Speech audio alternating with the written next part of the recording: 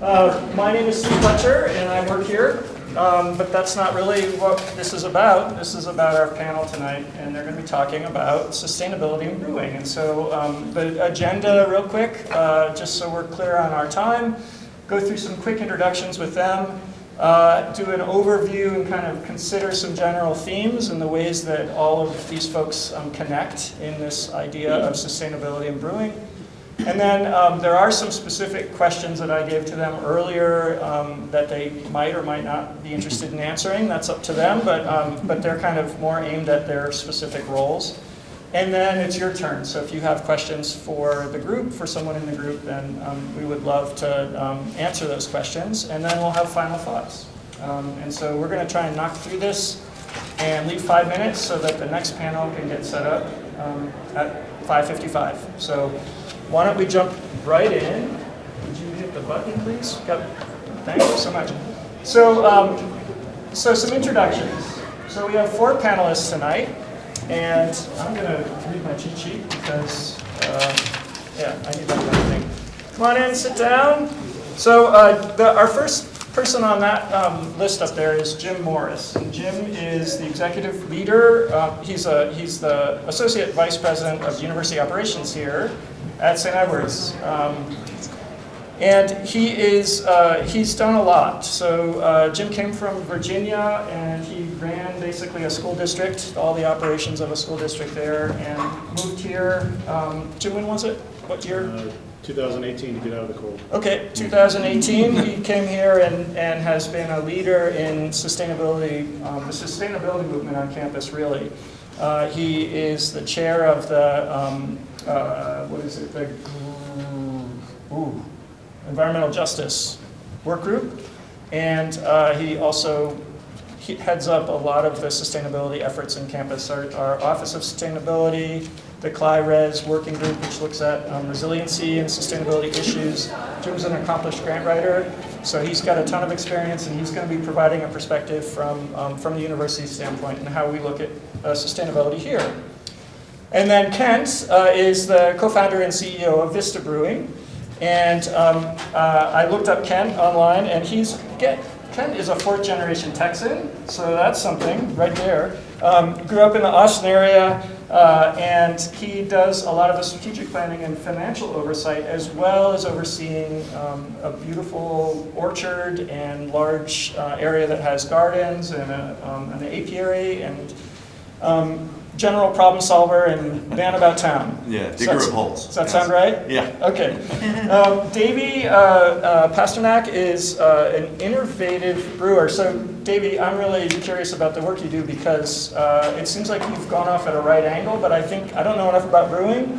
But Davey works with yeast and fermented beers and does kind of, I was reading about this, tell me, I'm going to be wrong on all this, but what I learned was that you put casks of beer in a cave to moderate the temperature so that they don't get too warm, but you also harvest the yeast and the cultures of yeast from your property and from other areas in town, which kind of imbibe it with a local culture and flavor.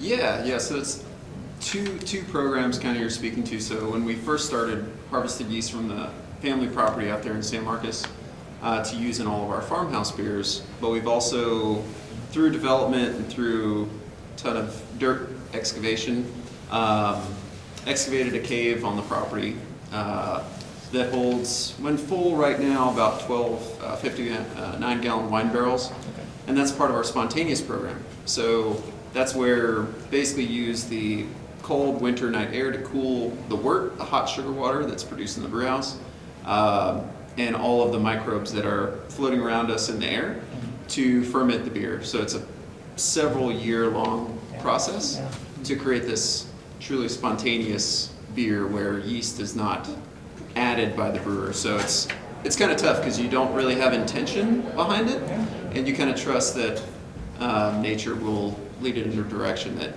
we like. Yeah. Wow, that sounds exciting to taste those. Yeah. Yeah. It's exciting and nerve-wracking. Yeah, I bet. Well, I'm sure we'll talk more about that as we go, and if you have questions for Davey, I'm sure we'll be happy to answer those. And then Angel is our local representative from the Central Texas Oh my gosh, the Mycological Society. Sorry, I'm losing my brain right now. And so I know you work with communication and education outreach there. You're part of the leadership group, but you also were a designer and did other work before that. Is that correct? That's right, yeah. So I actually worked in energy efficiency. I worked for one of the Austin venture startups, and we helped sustainability managers. We built software to help them lower their energy consumption in their building setups. Okay. I don't think we ever worked with a brewery, but that would have been really fun. It was a lot of, just your traditional kind of buildings. Yeah, cool. Okay, that's great. If anyone has anything else that you feel I missed in an introduction that you want to share, please do, because I'm not an expert on you, so. Okay, could you flip it, please? Thank you. And so just to set the stage, kind of an overview of as a moderator, sort of part of my role is to kind of think about how all these things fit together. What I'm thinking about when I think about the roles that these folks play, because they come from really different backgrounds and they have different ideas, is that there's this idea of sustainability that we're talking about and this sort of long tradition of brewing beer. But then there's innovation that's interspersed with that. And then on the outside of all that is also the kind of overarching themes that drive all of that. So the responsibility to the environment, the science that goes into brewing beer and understanding those processes, and then just the craftsmanship of learning a skill and a trade and carrying on the traditions that others have done, but also turning that forward and moving that forward into new realms. And so I think the idea of bringing sustainability into that conversation is a fascinating one, and we'll ask some questions about whether or not it's an economically feasible one as well, because I think that's an important area to consider as we move forward. So that's kind of just a very brief painting of where I see this conversation going. And so the job that you have as an audience is to also listen and try to think of ways that you could make connections that no one else has made as we listen to these folks. And then if you want to bring those up, it's like I'm a professor, so I always have to do something like this. But you don't have to. But if you want to play a game, the game to play is to try and figure out what a connection is that no one else has made, like between Jim and Davey or something like that. Maybe there's something that we could find that could connect those two folks in the paths that they've already walked. Draft house. So I'm gonna stop talking. Oh, there's craftsmanship. See anything late to the party. Yep. No, not you. There was one thing on the screen. That was weird. You're late, man. All right. So general themes tonight, so I'm gonna kind of be quiet because again, it's not about me. But there are 4 themes that I sent to these folks ahead of time to kind of think about when they talk. And so I'm going to ask them to respond to them, and I think we should just allow the conversation to flow for a little bit and not try to moderate it too much. So the themes have to do with balancing the idea of innovation and tradition, addressing issues around conservation, water usage, and other ways that the ecosystems might be changed by brewing beer, and what the tension is between those things. Sourcing and supporting the ingredients, and so where do you find sustainable ingredients and how do you make decisions about cost and product and how that goes into the beer that you brew or the industry that you're involved in. And then eco-beer, is that a thing economically? Is this a valid product? Is this something that is going to sort of have a life of its own in terms of marketing and interest by the public? So I'm going to see if anyone wants to start that conversation with any of those, and we'll take it from there. Steve, I'm curious about the audience and the makeup of who's here and like their interest in this conversation. Is there folks from the sustainability world, maybe social responsibility with their companies, or in the any brewers? Yeah, home brewers. Yeah, Home brewers? Just so avid beer consumers. Come on, everybody should raise their hand. Yeah. I don't know, Steve, I just start in, I love how you start the slide deck with, that frame. And at Vista Brewing, for those of you who are not familiar, we have a 21-acre ranch in Driftwood. It's, once you're on Mopac, it's about 4 stoplights away. It's 25 minutes. We're surrounded by thousands of acres of Texas ranch land. And so in building that place out, it was very much sustainability and how we treated the world around us was extremely important to us. But I want to say something up front, and I've had a lot of talks like this in the world, in the sustainability space, and I think that has become a really fraught term, and perhaps quite nebulous for a lot of people. What really is sustainability? And I think of it, and when I talk to like our team and our stakeholders and work in the community, is really there's like a Venn diagram of where sustainability sits and how we act in that space. And one of those is as the individual, so whether it's yourself, your family, a company, and how you work towards sustainable practices for the nature of yourself, your family, your household, your business. There's a community, how that community interacts with each other that creates long-term sustainability within that community. And then there's the larger environment within which we all react. I think there's a misconception, a common misconception, that sustainability is somehow linear, that we're just on this path, or even worse, that it's polar. You're either sustainable or you're not. And I would propose, and for those of you who are very well-versed in sustainability, we can argue about it all you want, but I would propose that this whole sustainability discussion is a journey.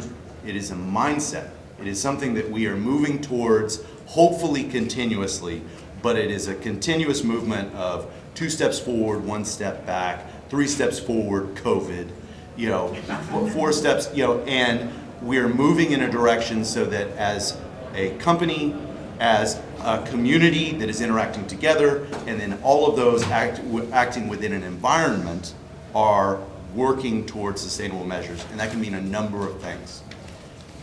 One other piece that I would say up front that I think is a common thing that is missed, and particularly as a business, and Davey and I, hand in hand on this, but in sustainability, the first layer, if you could picture like a Maslow's hierarchy of needs for sustainability, the very first layer is economic sustainability.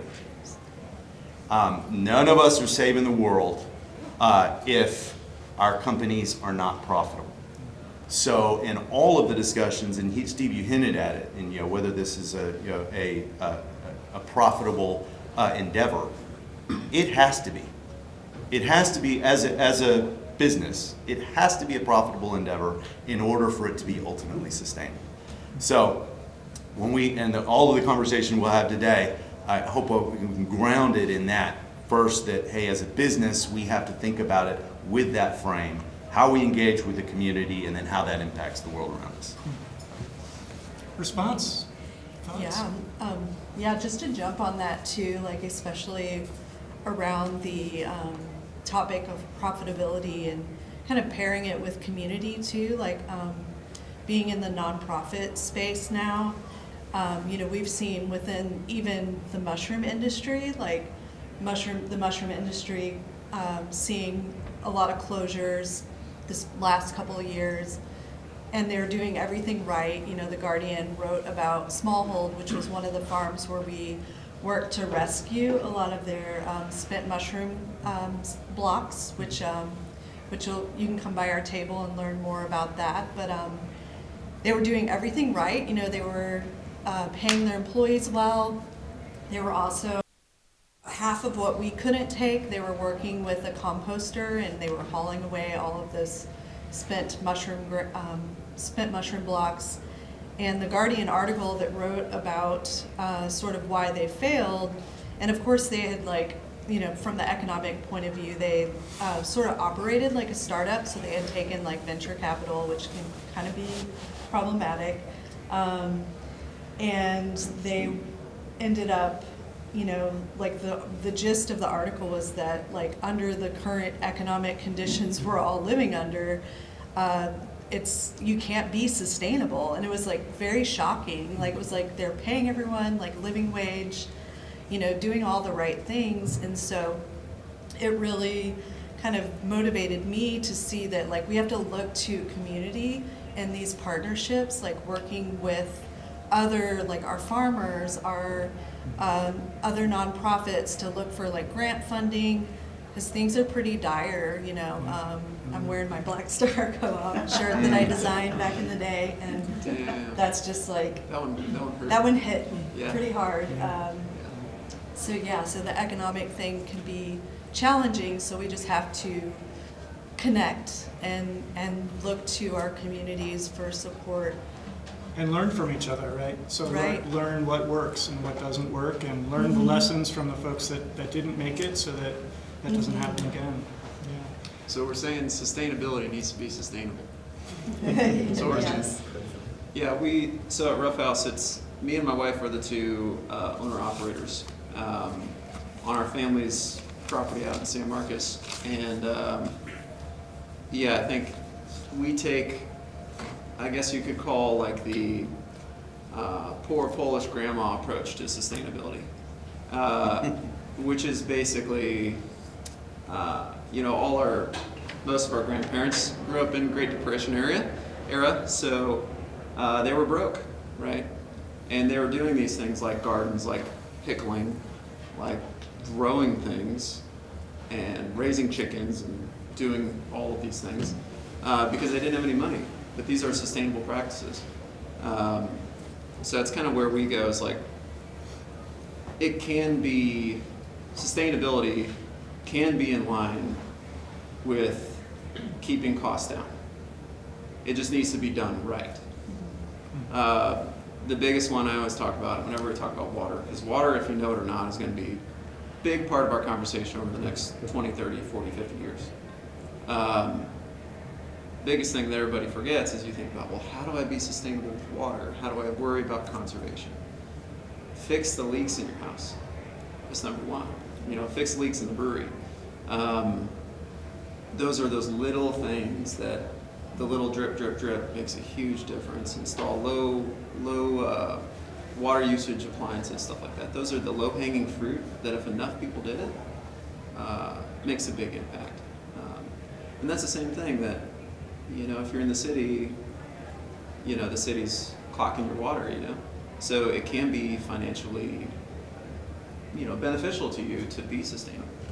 And it doesn't need to be this, we need to raise $50,000 worth of capital to install this thing that's never going to pay for itself. I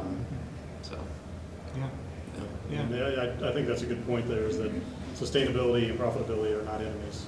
They're kind of, if you look at the old models, the three-legged stool used to say the people, planets, profit.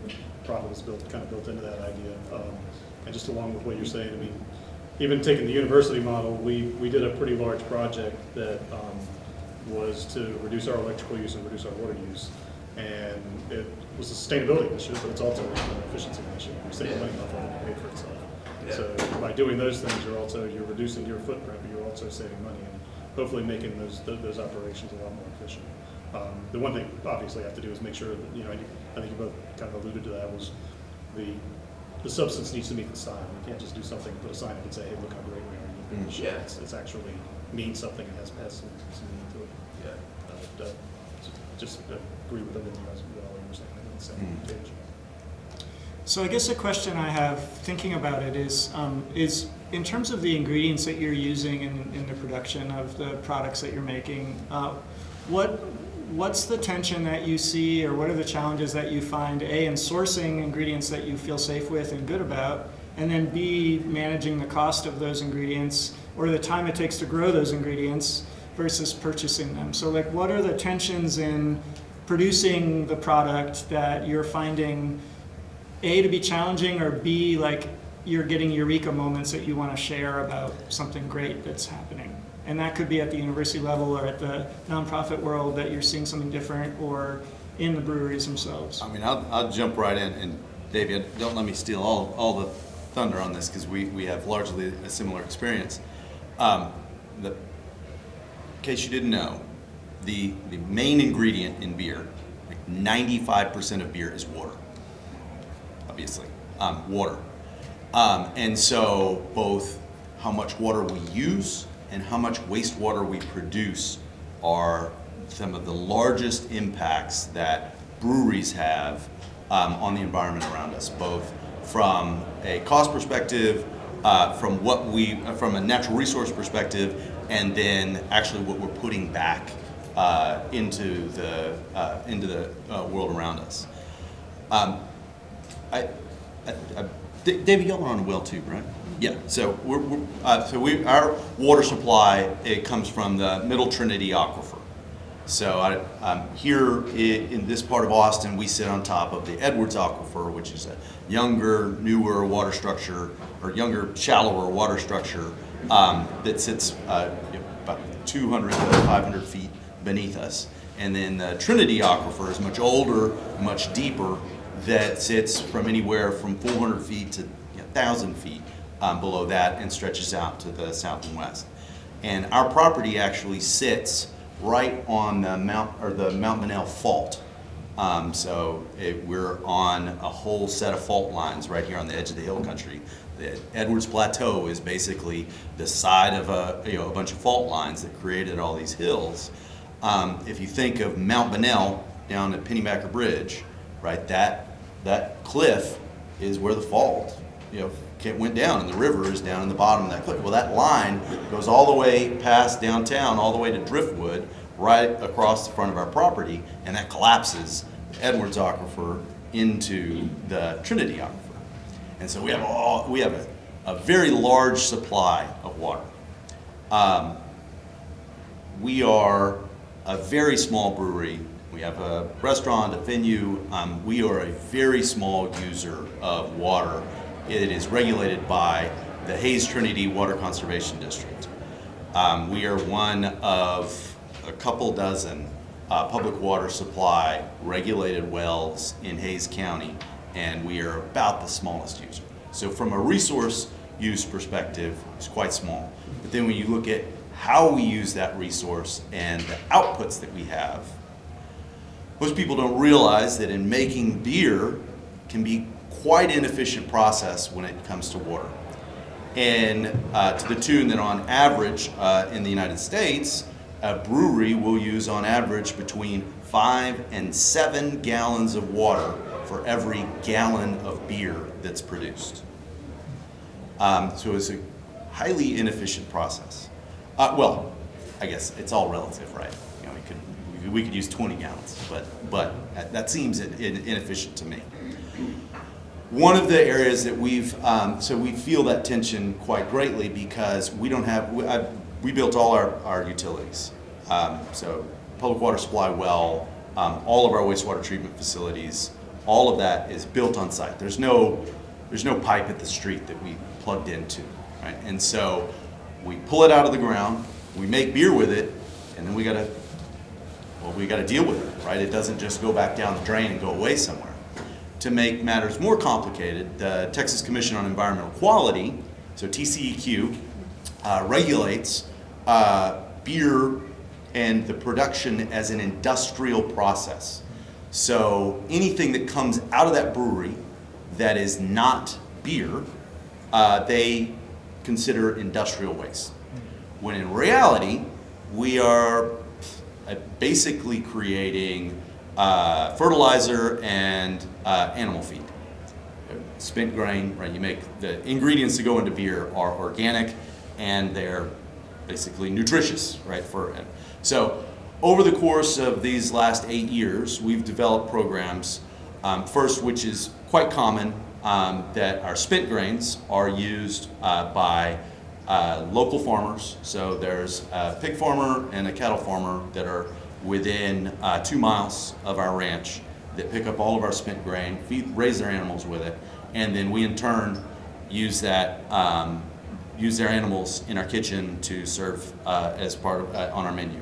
So as, for example, we're showing Common Grounds on Saturday night, and the big special is a big pork chop that was all of these pigs were raised on spent grain from our saison.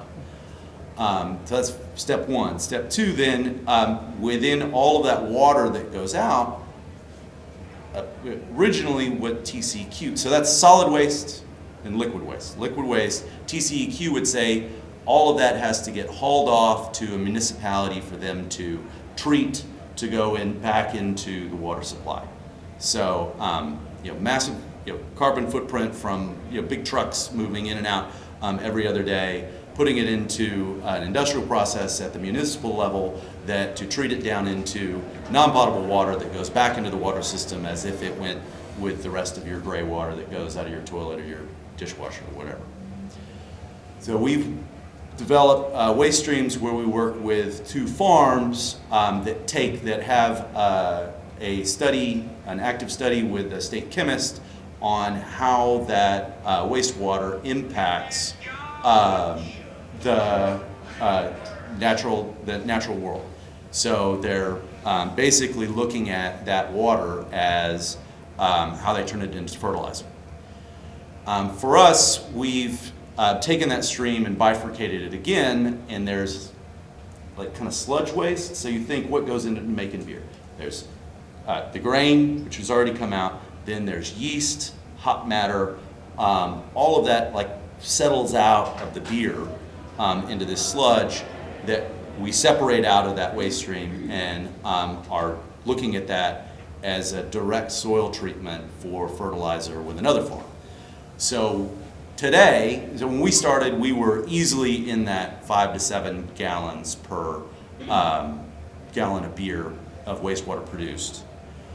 Today, if you look at just the liquid waste that we are sending to the farm for the study, is down to 2.5 gallons, and the rest of the solid waste is going into fertilizer and is actually being used to feed crops. Now, hopefully, that end of that study is that we get to use it and treat it on site, which is a whole other application with TCEQ, at which all of that we would be at zero wastewater coming from the water that we're pulling out of the ground.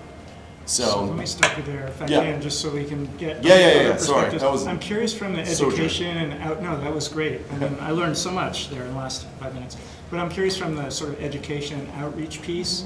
When you hear someone that's talking about this practice that's suddenly changing the amount of water that's being wasted, where do you see that connection from the work that you do? And then Davey, I'm curious, and then also Jim, from our perspective at the university, what are the ways that you've seen things work with conservation and water as well? So Angel, maybe you could jump in with anything you could think of. Yeah, a couple of things. We, with our, with the work we do with the farms, like we personally don't, we don't have a mushroom farm or grow mushrooms, but we teach a lot of people how to use them. And one of the things that is emphasized, just by like the trade industries, like the Mushroom Council, uses substantially less water as a food source, as like a nutrient-dense food source compared to other sources of like vitamin D, protein-rich food, or fiber-rich food. And we also we have a program called Healthy Soils, Healthy Trees, and it sort of crosses a couple categories, but a lot of what we look at, we're doing some research right now with tree folks to help come up with solutions using fungi as a way to help the survivability of the trees, because they've seen the last couple of years, especially with our severe drought that we're in, that it's really, really challenging for the trees. And I actually just learned about a microbe today that comes from the Saharan desert that is incredible at photosynthesizing and creating water. And I know that's like scary to introduce like new microbes into the soil, but I'm like, let's learn about this. It sounds bring similar that to- microbe over here.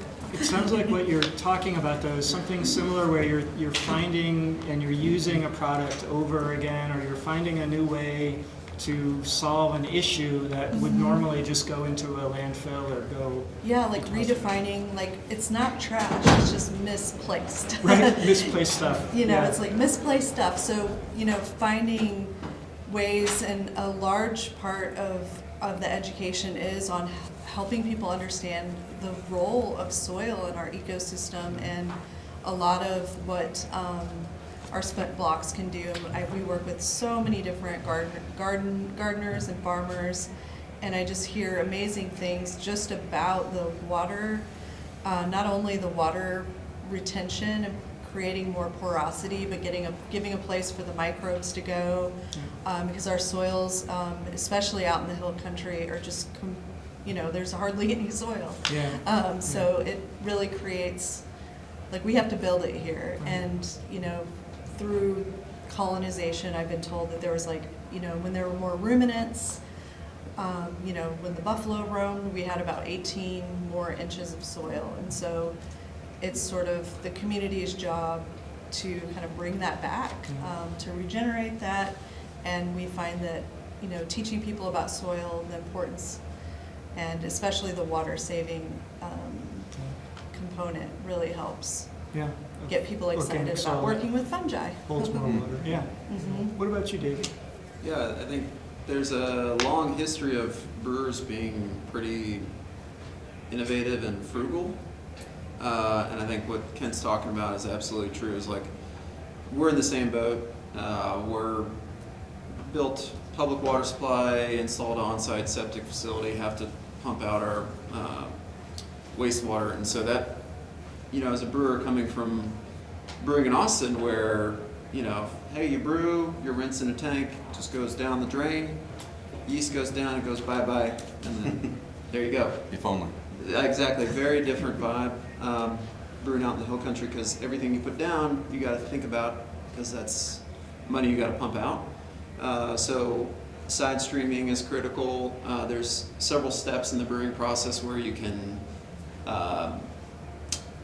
you're brewing, you need to rinse the grains of all their sugars. Brewers historically would want to limit this, what's called sparge water, because it would, over time, if you had hard water, raise your pH and give you some tannins and all kind of nasty stuff. They also were cheap, and they didn't want to waste their water on that. So these kind of the same point of tradition and frugal mindset kind of vibing. But yeah, we're kind of on the same tip with side streaming our wastewater, the stuff that we know that is just water, because a lot of the water usage in that 5 to 7 gallons that Kent's talking about is literally just water. You clean a tank and you have to rinse it. You're running a canning line, you have to rinse the cans so they don't have beer all over them, right? If you're able to capture that, like we are, make use of it just through land application, it's just water. So, and working with TCEQ is kind of trying to steer the biggest, most inefficient ship. I'm sorry if anybody in here works for TCEQ. Is anybody here from TCQ? Yeah, you Come have on, to don't announce hide. yourself. If they are, they probably agree, actually. Yeah. The employees don't have a lot of control either. If you are in the room, we love you. If not, then We don't. we got me here. But no, it's these kind of like, yeah, I mean, the same thing Ken's talking about. We're agricultural product. Hops, water, malt, and yeast, that's it. And the occasional awesome Texas pecans. Going back to your ingredient question, I think to touch on your question earlier where ingredients we're using specialties, it's like you don't want to sacrifice the quality as a brewer that wants to make the best beer possible. The ideal is that you have a local ingredient that is better than anything you could buy. Local pecans, something that you can grow, like calendula flowers that we did in a beer that's, was grown on the property that we added into the beer. Berries, raspberries, good luck, man. Peaches, let's go. Peaches are great. So those things where the quality is going to be best, better than what you can buy is the real key. Going back to it needs to be sustainable, it needs to be financially beneficial. But you can't have your cake and eat it too. I think the thing I love most hearing about this is less about the university, I guess more about personal gym history, is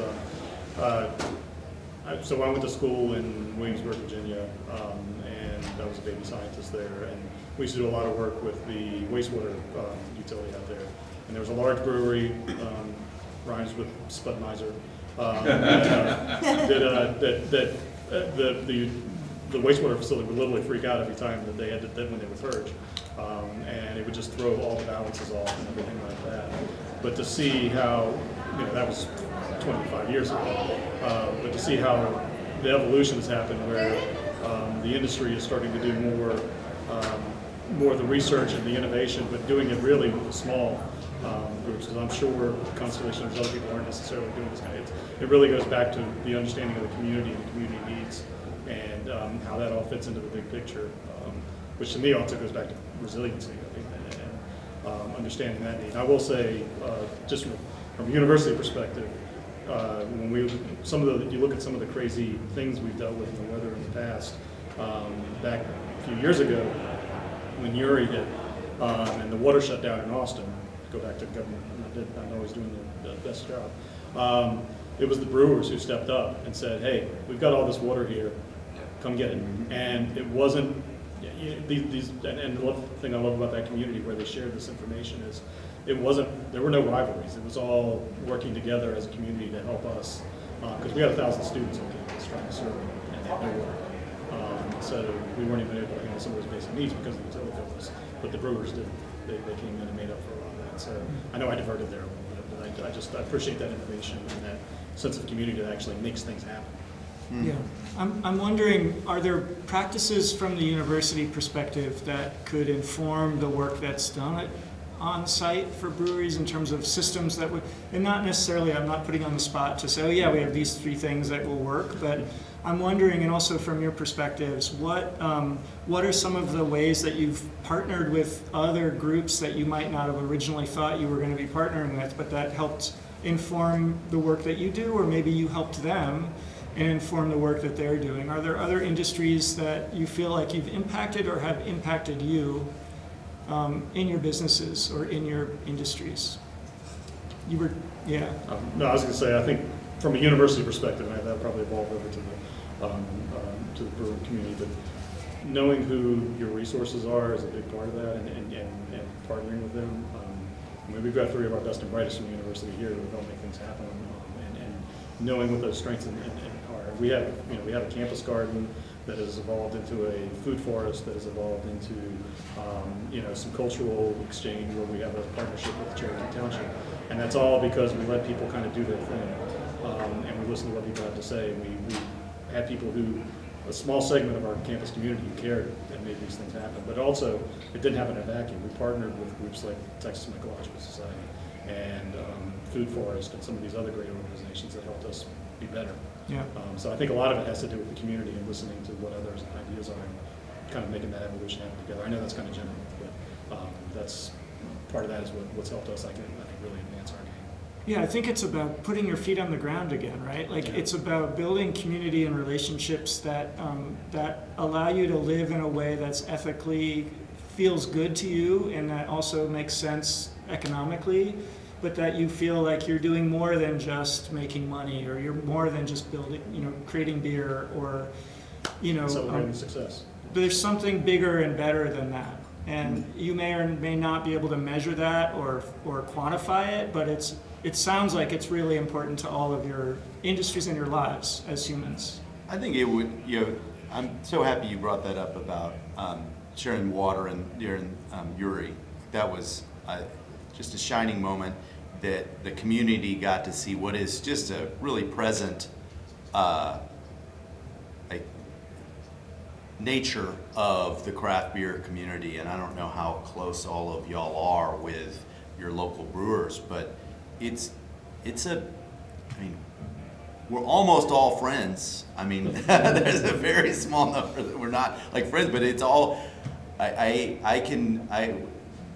after this, happy to have a couple of beers, and I can tell you story after story after story of how this industry supports itself, both in emergency and in success in how we go about our business. David and I we have similar businesses, just down the street from each other. But I mean, we're constantly, or well, maybe not constantly, but quite often, talking to each other about how we help each other out, how we build better business together. The rising tide idea is present in this, and in Driftwood. So I'm also on, I'm the board of directors for the Driftwood Co-op. And the Driftwood Co-op is an early stage organization that is dedicated to revitalizing the agriculture in what was once a vibrant agricultural community. Today, there's roughly 65,000 acres that is Driftwood. It's just ranches, it's open land, only a few of which are actually productive. If you look 100 years ago, almost all of that land was productive in one form or fashion. Like our property, like if you get on Google Earth and look, and you can see our northwest pasture where our farm is built into it. That is part of a larger pasture that goes past our property line. But in that pasture, there's berm and swale lines that go on contour in that pasture that in 1870 was irrigation for a cotton farm. That's how they caught sheet flow that moved down the hill. Sheet flow meaning it rained, water rolled down the hill, it got into that berm and went down and watered their crops. Today, Driftwood is it is a collection of multi-generational landowners and very high net worth owners. It is an interesting microcosm. It is our local Yellowstone, for lack of a better term. It is, it is not Kevin Costner, but it's close. But within that now, we're working to build back agriculture into that tapestry. And so just this last week, I was at True Bird Farm, which they produce poultry for Hestia and Leroy and Lewis and some of the really finer farm-table restaurants in Austin. But they grow all those birds in these pastures in tractors. A tractor, it's basically a movable warehouse that goes around and is revitalizing these pastures so that they can grow crops in those after that. The co-op now, we've funded and built a processing facility where they're going to be processing all of the proteins that are grown. There's one herd of cattle, one herd of buffalo, True Bird, and then the pig farmer that I talked about, we're getting their pork chops. And then that's all going to be sold in the country store that's in downtown Driftwood. Beautiful. And so this gets back to Full circle. all of that. Yeah. And at the end of the day, all of those businesses, all of those families have to be fed, right? There's a P&L that goes with every one of those players that's in there, but working together, that is a much more resilient community that produces a much more vibrant, healthy, sustainable product or collection of products, including our beer, that gets presented to a community that now the larger of Austin and San Antonio, Central Texas, and anyone who's visiting could have access to. That's great. That's wonderful. Thank you for sharing that. I want to make sure we give the audience a chance to ask any questions before we have to finish up tonight. I have one question I was thinking about. You got me thinking when you're talking about wastewater. Having brewed, sanitizing is always a concern. Have you had to adapt sanitizing practices to try to increase the viability of the runoff or of the wastewater? What have you done? Most caustic is, it's about pH. It's less about toxic chemicals and more about very extreme pH. So at the end of the day, there's a stream which all of those caustics go into that just has to be, the pH has to be balanced. That's what we're currently hauling off to a farm that's 2 miles down the street. It's off of Elder Hill Road. That is treating it, settling it, and then applying it to pasture. So that's where the study is. But at the end of the day, I mean, these are organic acids and organic bases that it just has to balance pH. That's what's funny to call a brewery an industrial waste producer, because even wastewater treatment plants, if they're balancing pH, they're using some of the same chemicals that we're using.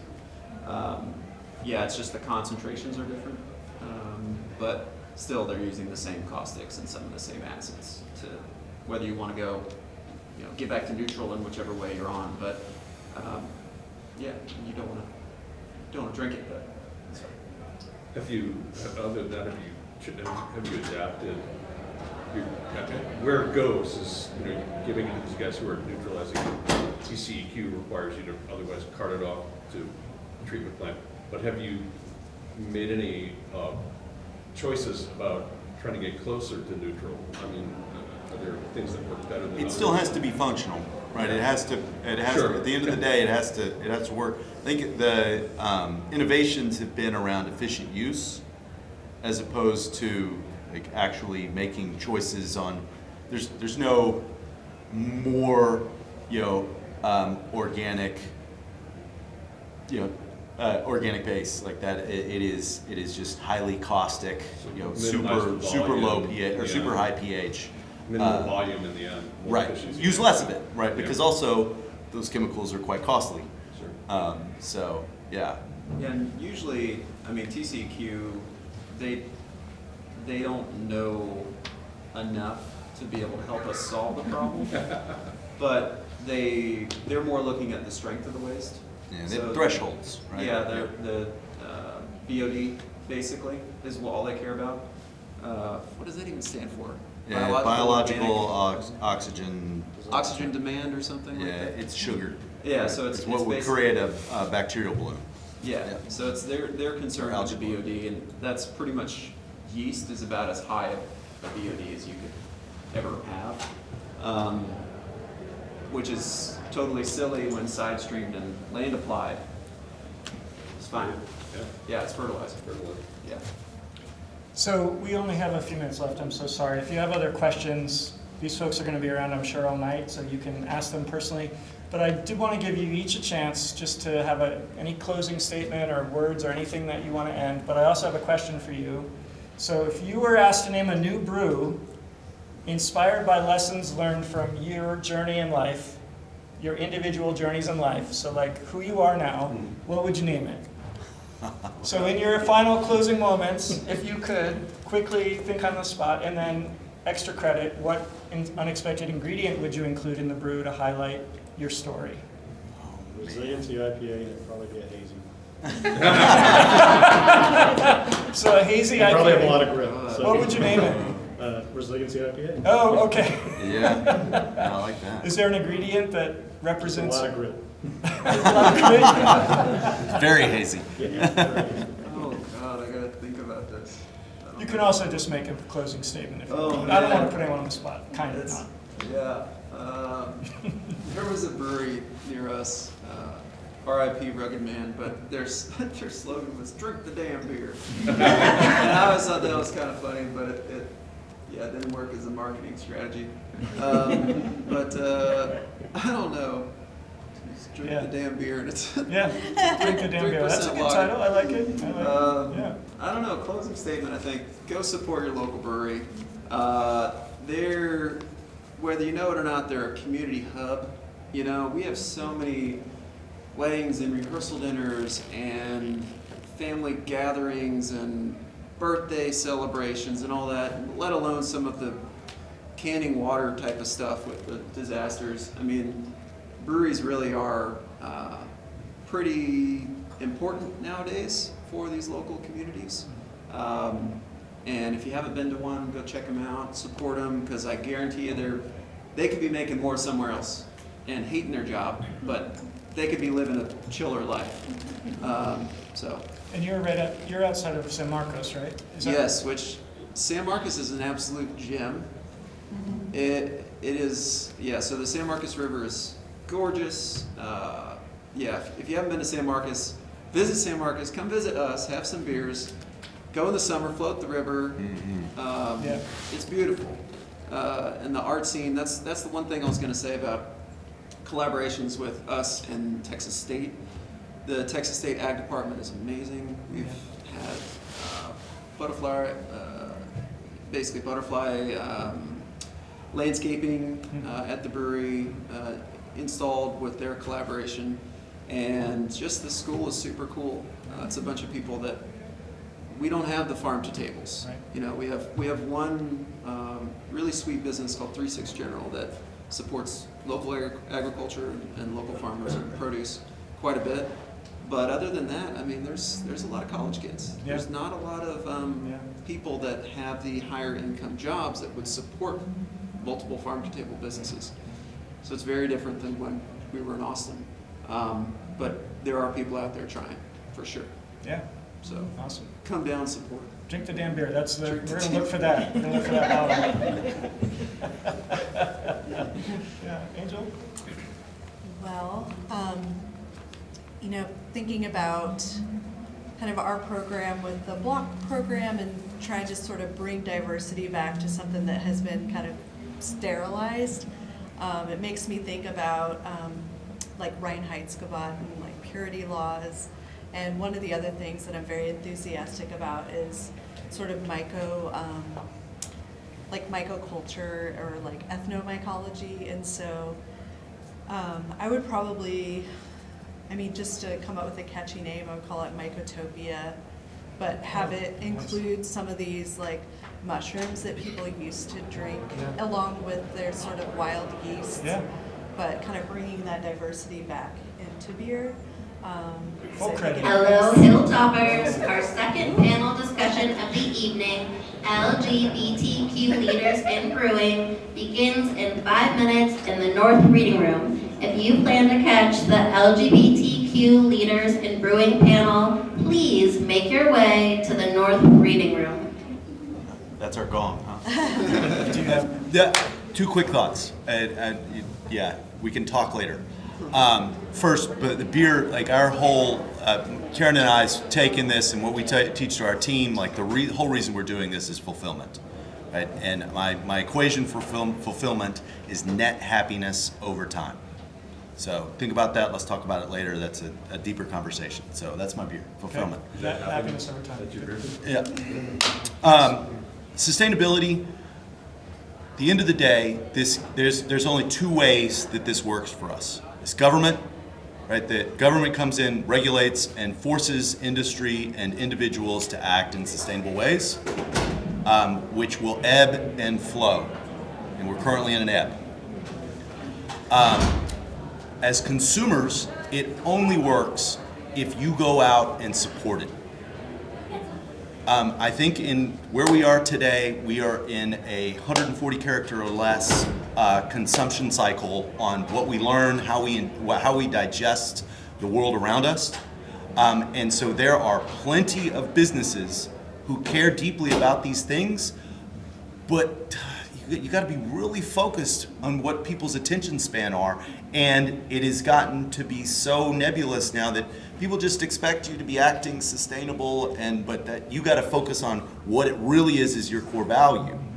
As the consumer, talk to your businesses, talk to your grocer, talk to your brewer, talk to the people that you interact with, where you spend your money, and ask them how they care about these things. And if you care about it, put your dollars there, because that's what will make the difference. Learn more about it so that you're not living that 140 character life of stimulus. You can learn a lot in 140 characters. You really can, but you just got to do it all the time.